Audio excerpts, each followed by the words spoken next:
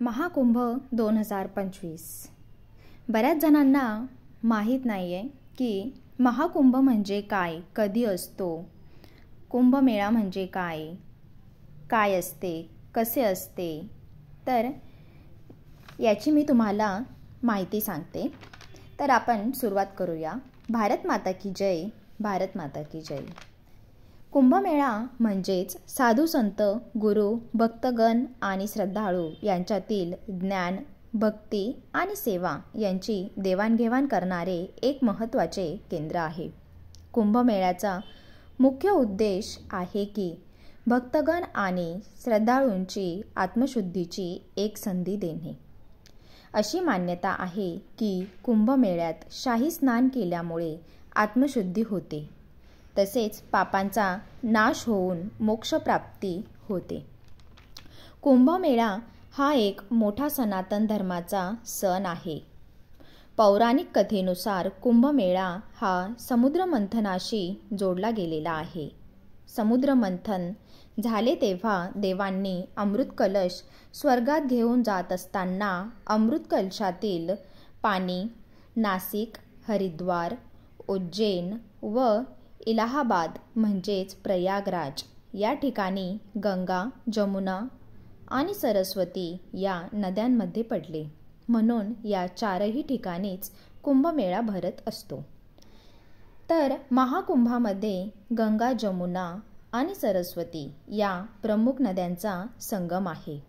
कुंभ हा प्रत्येक 3 वर्षांनी भरतो व प्रत्येक 12 वर्षांनी महाकुंभ भरतो. महाकुंभ 12 वर्षांनी प्रयागराज येथेच भरतो. 2024-2025 चा सर्वात मोठा कुंभमेळा उत्तर प्रदेश मध्ये प्रयागराज येथे संपन्न होत आहे.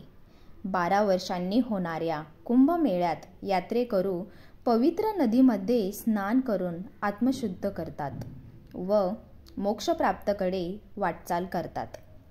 महाकुंभमेळ्यासाठी अनेक साधू संत येत असतात. त्यामध्ये अनेक तपस्वी देखील असतात, जसे की नागा साधू, अघोरी साधू, जटाधारी साधू असे अनेक महान तपस्वी कुंभमेळ्यामध्ये येऊन स्नान करतात.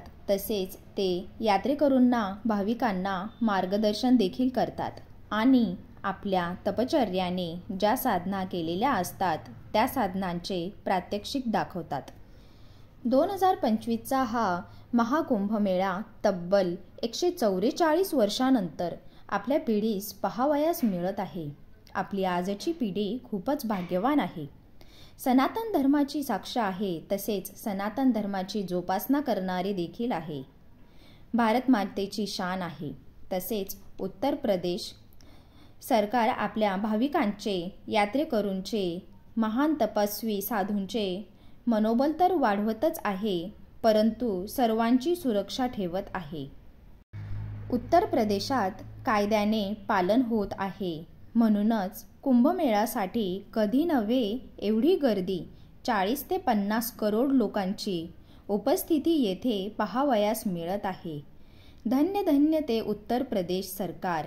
सनातन धर्म की जय हो, भारत माता की जय हो. थँक्यू.